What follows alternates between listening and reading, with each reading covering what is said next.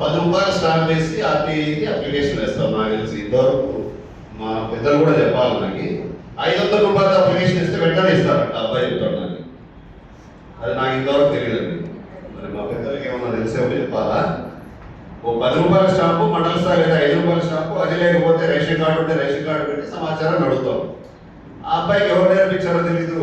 500 రూపాయలు ఇస్తే వెంటనే సమాచారం ఇస్తారంట. ఎక్కడి నుంచి వచ్చింది ఇది? ఎవరో ఒక అధికారి 500 తీసుకొని ఇచ్చాడో, లేదా వీడి అవసరానికి వీడిచ్చాడో నాకు తెలియదు. అదొక క్వశ్చనే. ఎందుకంటే ఇలాంటివి ఇప్పుడు మీరు ఉత్సాహపడ్డారు సార్ మాకు. ఎందుకు, ఏ విధంగా మేము వాళ్ళకు ఇవ్వకుండా ఉండాలనే దానికి మీరు బాగా ఉత్సాహంగా అడిగినారు. ఏ విధంగా ఇవ్వాలనే దానికి ఎందుకు అడగలేదు మీరు?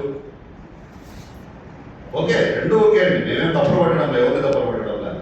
మీ ఇబ్బందులు మీకు ఉన్నాయి. మీకు అడిగేటోళ్ళు బ్లాక్ మెయిల్స్, కొంతమంది మిమ్మల్ని ఇబ్బంది పెట్టేటోళ్ళు, మీ పని ఎక్కువ ఆ పని ఎక్కువైందని కూడా ఇందాక ఒక ఆయన చెప్పారు. కరెక్టే, అది కూడా వాస్తవమే.